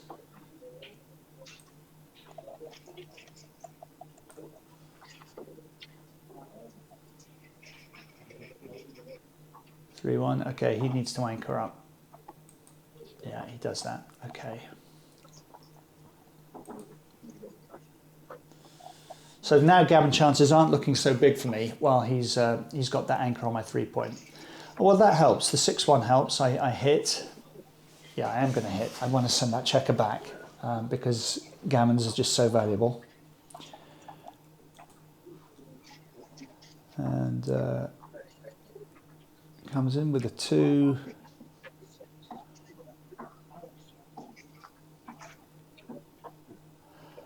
Okay, that's a misplay. He saw a 5. He's got a 6 to play here. And this is really uncharacteristic. He should just be playing 7-1. You know, just damage limitation. And he does this crazy play which pushes up my gammon chances. I'm surprised at Michel at that because, you know, he's been playing a fantastic game and there was just that one lapse of concentration. And I can hit twice now. It's right for me to hit twice because obviously I want to try and knock him off the edge of the prime. I get hit, okay, provided I can avoid dancing. That's not too bad. Okay, I'm going to anchor up. Just a little security there. And or double 1s. Okay, that's a helpful roll for him. So he's got 2 more to play. And he correctly plays that there. So he's got a spare 6 to play to come out with without having to crunch his board. So that helps me with the double 1s. That means I have more escaping numbers. Let's safety up that blot. And then it's just a case of spreading the builders. Spreading the builders, see if I can attack that ace point. Double 4s. Oh, he didn't want to see that. Didn't want to see that because that just crunches his board up. And he's got the right idea here. Just keep as many points as he can. I get the shot and I bring another builder in to attack both the ace points and the 2 point, which I'd like to make if I can. Okay, he now makes, he's got 2 points on my home board, but he's left another blot, which I'm happy to hit if it is available. I can't hit, but I'm going to make the 2 point. I'm quite happy staying back there in case I can pick up that other blot, but also I don't want him making my 2 point. Okay, so this is pretty standard play. He doesn't want to hit me. He wants me out of there. So by hitting me, he's inviting me to stay there longer. So he correctly chooses not to hit me. I'm going to stay back there. And I'm going to stay back on that 13 point. In case he does come out with a 6, it gives me more hitting numbers. But he hits me with a 6-4, great roll. So this could be awkward if I dance. I dance, and if he rolls another 6, wow, another 6-4. Okay, so he's getting checkers out. He's got ammunition in the outfield. I really don't want to dance again. I don't dance, but I come out and he can attack me with a 2. Okay, two's duplicated. That's one saving grace. So he's now got a choice of hitting me with the 2 or coming up and making the anchor and really reducing the number of gammons that I can win. Because if he's got my 3 point, that really reduces the number of gammons that he can win. that he can lose. And yeah, so he goes for that play. Actually, hitting wouldn't have been that far wrong, actually, according to XG. He hits me twice. No, I hit him twice now with a 2-3. 3 and 6. Right, so gammons are back on for me. As I said, I am getting confused because I'm having to watch this upside down. So sometimes I'm not sure who it is that's making the play. Right, this is Michel rolling 4-5. He dances.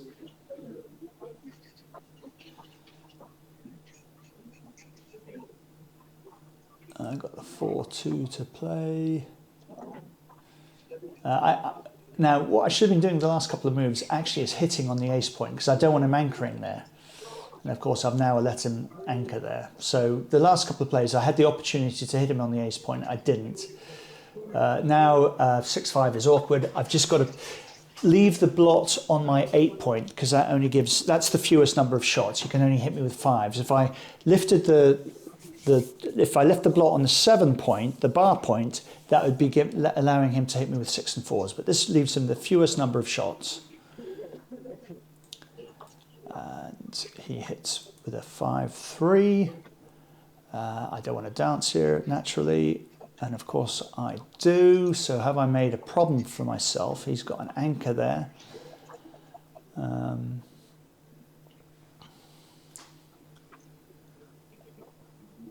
2-1. So again, he's thinking about giving himself a spare checker. It's not right to have done it then, because I'm going to come in and hit loose on the. Yeah, I'm going to hit loose there. So he should have actually just played in the outfield. This has created some possible gammon losing chances for him. He comes in with a 2-1. That's a very helpful roll for him, and hits me, of course, and I dance. He can now get some checkers out. Look at that. He's flooding the outfield quite correctly. So that now, with my 2 checkers, that still one of them is dancing, I'm going to have trouble bringing him back in, bringing him round to my home board. So he wants to keep the anchor. He wants to keep that anchor on his on my 3 point. Just safety up, just. But he's now going to make it difficult for me coming in, and I'm still dancing. And the race is pretty much level now. So having made that play previously, he's looking quite safe. Now's a good time to come out and with that 5, yeah. But he doesn't want to split those. He just plays safe here, just because he doesn't want to lose the gammon. So he doesn't want to give me the chance to hit. So I come in with the 6, and I'm going to hit with the 4. I have to hit with the 4. But this is why it was important for him to make those points outside. So it just reduces the chances I have of winning the gammon. He's able to play that 6 safely. Only in direct shots, a 6-5 will hit. And I get myself in the muddle here. For a start, I misplay it. I play 5-2s, which of course is illegal, and Michel graciously points that out. And it's really simple. I'm overthinking this. I should just be pointing on the ace point. I should be playing 7-1, 3-1. Just make that play. It's so easy, so easy. But what am I trying? I should be blitzing him. Just blitz, blitz, blitz. You want gammons, but instead, I'm thinking about the priming play. And look at this. This is just so weak, so weak. I should have been blitzing. Frustrating when you see yourself make those plays over the board after. And okay, he dances, so I've got to make that point. I have to make that point. I can. So I make that point with play the 6 in, split the back checkers with a 5, see if I can pick up that other loose checker, because gammons are worth so much to me. So hopefully he will dance. I don't want to see him roll a 3 now. And okay, he dances, good. So now if I can pick up that checker, gammons are alive to me. Yes, good, good, good, good. You're hitting. Okay. so double threes. If he rolls a double threes, there's nothing I can do about that. Oh, I misplayed that yet. Yeah. Double threes. Let's not see him roll double threes. Good, no double threes. So let's bring the rest of these checkers home and in. I'd love to be able to if I can. So I'd like to make the play that gives me the most builders acting on that 3 point, but all I can do is play that. And he dances again.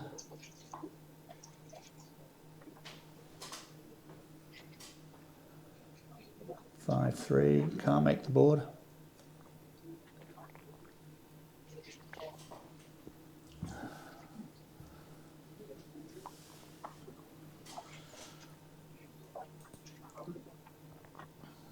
Okay, he's in with the five, in with the three. I think I have to hit this if I can, but I can't.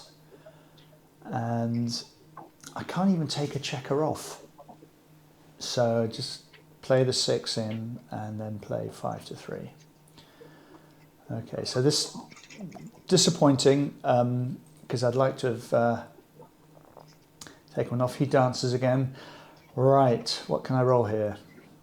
Double ones. Well, I've got to be able to do some good things here. I can't take 3 checkers off because that would be leaving a blot. Got to be right to hit. And I've moved on.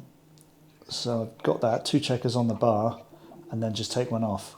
But actually, the correct play here would have been to have played 4-3 3 times and take one off the ace point. And that shuffles the gap towards the back of the board. Now I've just got to play safe.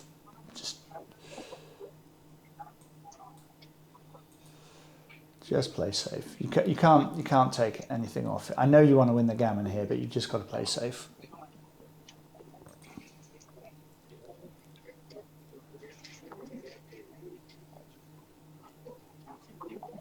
Six, 4. So now he is racing to save the gammon. And okay, the 6 has got to come off. And funnily enough, that very morning, a guy by the name of Ricci Putti in Italy, they did a seminar on this sort of position, which I sat through. I didn't understand a word of it because I don't speak Italian. He's a great presenter, by the way, even though it was in Italian. But I think if I read the seminar right, this was the move he would have wanted me to make because it gives me the most gammons by putting him on the bar, even though it's the same number of shots off. And there we go, 4-3. So gammons are on. Gammons are on. Can I do this? The big reason why I want to win a gammon here, it puts me at 2 away, 1 away, post Crawford, which is pretty much the same as being 1 away, 1 away. Whereas if I only win a single game here, I'm 3 away, 1 away, which means I have to win 2 more games, as opposed to if I go 2 away, 1 away, I'd only really need to win 1 more game. And the 4-1. Okay, so I play the 1 down here correctly because I think that gives me more gammon winning chances, because I have more working doubles. Double 1s works very well for me as well as double 2s. Well, all the doubles work very well. So 6-5. So it's very tight here, very tight here. He brings a checker in. Okay, not favourite to win the gammon. Ah, but I am now. Okay, that's a relief. And 4-3. Okay, so we go to 10-9. Now, some of you may be asking, why I'm 2 points away. Why is it only 1 more game?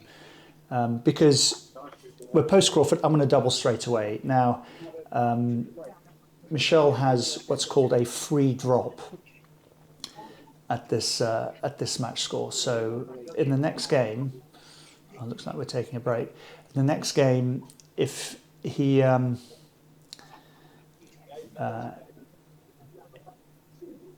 Yeah, I don't know how long this break's going to be, and I don't want to jump ahead of the video to see, because that will mess up the recording. But anyway, okay, so let me talk through it.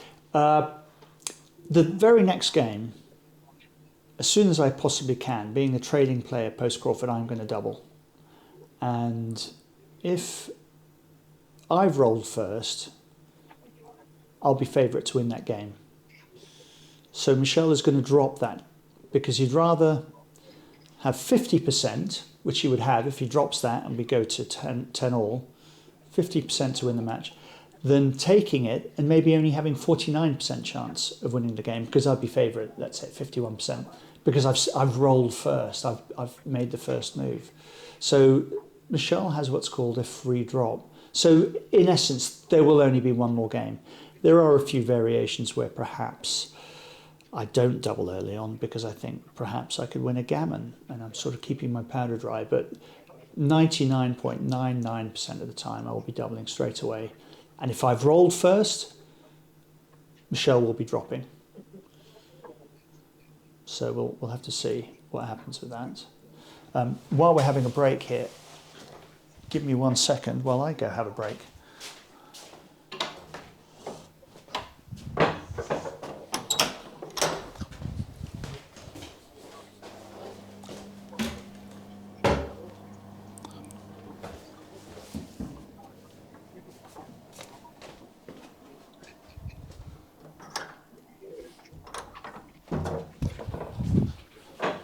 And of course, I will take my microphone before I pop into the loo, so you don't have to hear all that.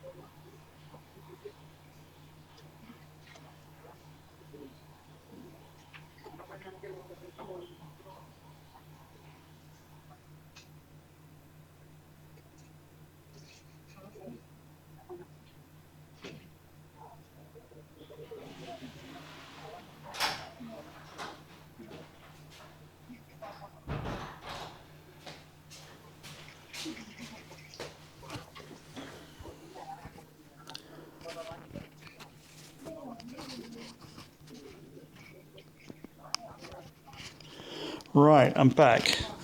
I'm very relieved at that. Been commentating probably for almost 2 hours now, and having had large cups of tea, English tea as we do here in England. No, I'm not onto don't have espressos in the afternoon. We have a cup of tea here in the afternoon. Big cups of tea, and to go 2 hours straight and not have a comfort break was beginning to take its toll. So we are in a break, a well-deserved break. Both we've been playing long and hard, and it's been a tough match. There's been some complicated moves to make, and we'll be approaching the final game very shortly. We've both been playing okay. I had one pretty poor game where I didn't play very well down at intermediate level, where I didn't understand the position, and certainly when I'll be going back and reviewing again and again.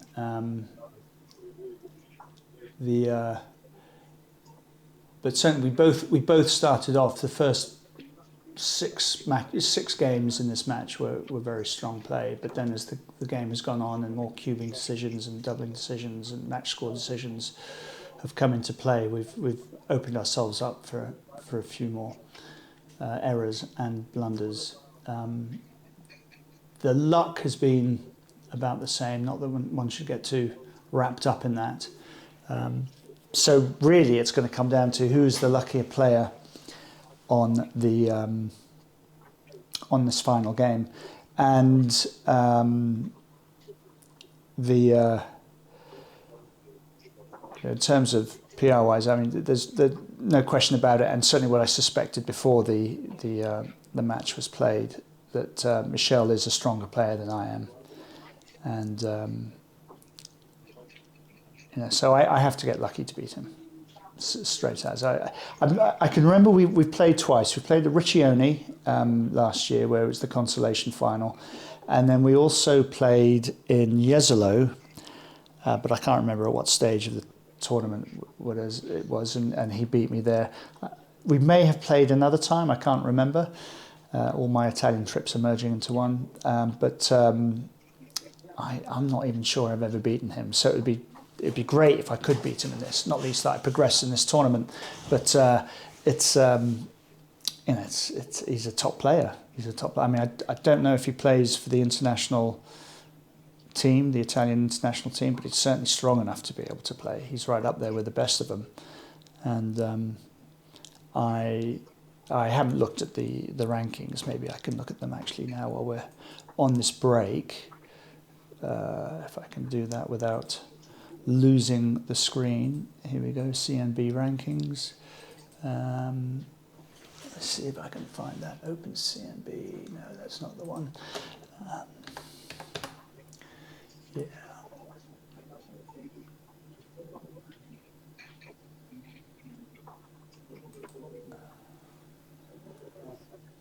For those that don't know,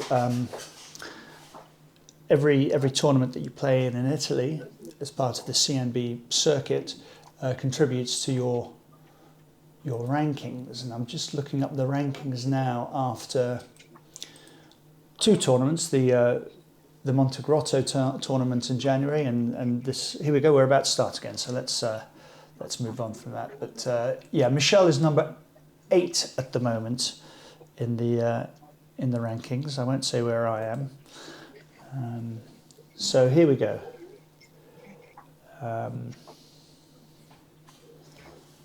We're all suitably refreshed. Michel sitting down, sitting there.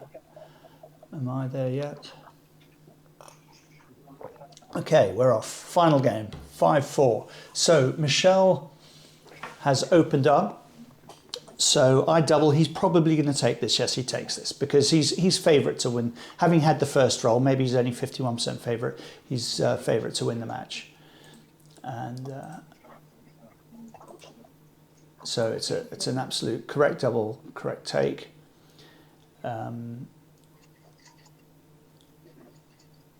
We've got a red 5-1 to play.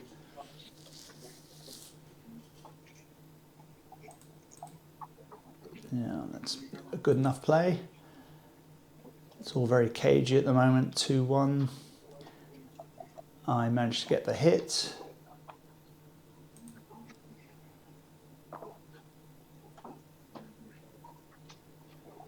He comes up, just giving him space to peek out behind my 3-point prime. So 6s will allow him to escape.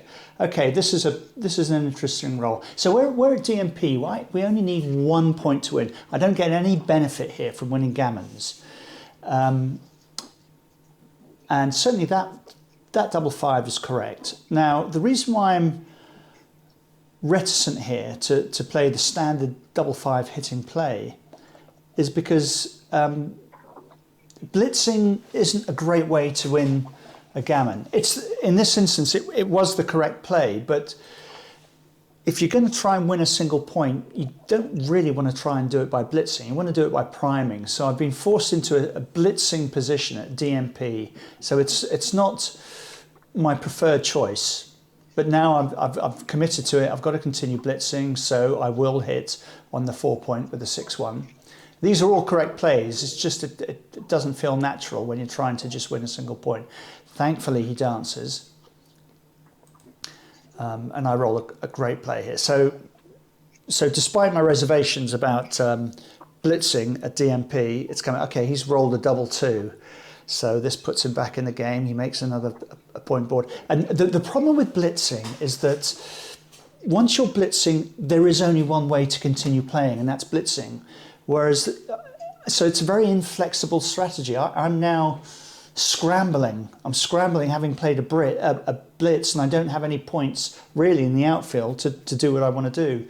So it's not ideal.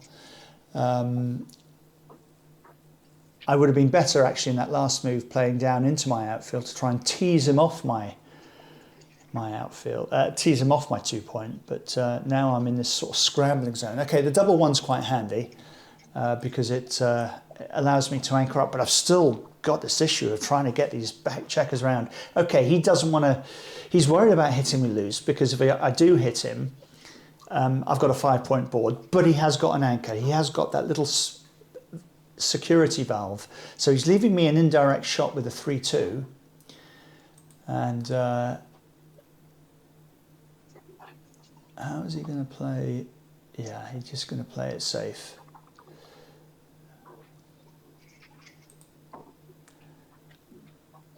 Now this 6-1, now would have been the time for me to run. I play it safe. I should have run from the back because of his reticence to hit me loose. But that's a good roll for him. He's made a very valuable point there. And really his only other option, because he doesn't want to leave me any blots. I mean, he could play down, but actually the midpoint is causing me problems. So he just starts to build another point. Very soon he's going to have a stronger board as I am, and I'm stuck on his 3 point. So I do recognise I have to run because he's a fast developing home board, and he has got a blot in board. And I've sort of duplicated 3s for him, but not really.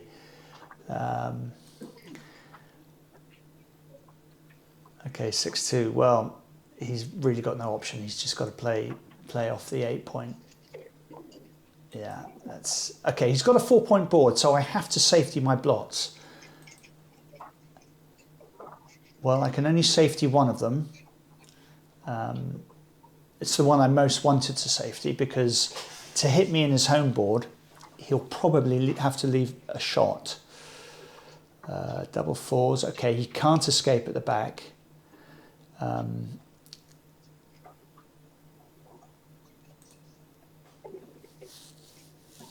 Now he doesn't want to dump checkers in the back unless they're doing something useful. So I see why he's done here, but actually playing 6-2 twice would have been the better play here. But I understand why he did what he did. Right, I can run. I'm out.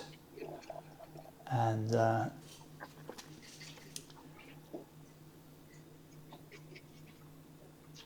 now this is a curious play because after this play, the pip count will be almost level. So is this why he's seduced into playing the running play, which is the wrong play? It's hugely the wrong play. And I hit him, and now it's pretty much game over. So I was surprised he made this play. But maybe he was seduced by the race and thinking, well, you know, if I don't run now, when can I run? And now he's just dancing. I can now bring my checkers in, bring my checkers down, and I'm just tiptoeing in. I don't need to win a gammon, but I should probably have brought a checker in to try and attack that checker on the ace point because I don't want him anchoring. Thankfully he doesn't. But really I want to try and get that second checker just up in the air. Not that I want to win the gammon, but just so he doesn't anchor. Double 6 as well, that's a forced move. So now I've just got to bear off without leaving any shots. And also I need to check all my rolls, my big rolls after, you know, double 6s, double 5s. How do they play after this, and what's the safest way to play it? So that's right. I want to have an even number. I want to be able to clear the 6 point next. Okay, he's now on his 2 points, so all the more reason why I'm safety up. He starts to make another home point. So if I can, I just clear the 6 point. Yes. So rather than take the 3 off, I just clear the 6 point, and that's, I mean, that's a perfect structure I've got with all those checkers evenly matched on my 3, 4, and 5 points. So he's making home board points. So if he does get the shot,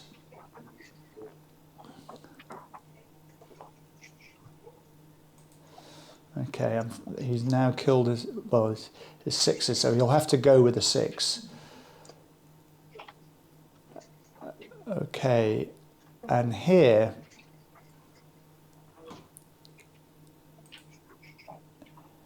the right play would have been to have an even number of checkers on my 5 point, so I'm able to easily clear my 5 point next. But I don't do it. It's very little in it. Because this way it's only 6-5 that's my bad roll. Only 6-5 would have been my bad roll, whereas 6-3, 5-3 would have been awkward before. But it's easier to clear 2 points than it is 3 points, which is why I would have wanted to leave just 2 checkers on my 5 point before. Now here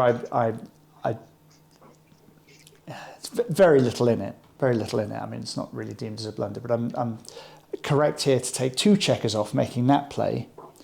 But what I do is I go for the play that gives me an even number of checkers off, but it's very marginal.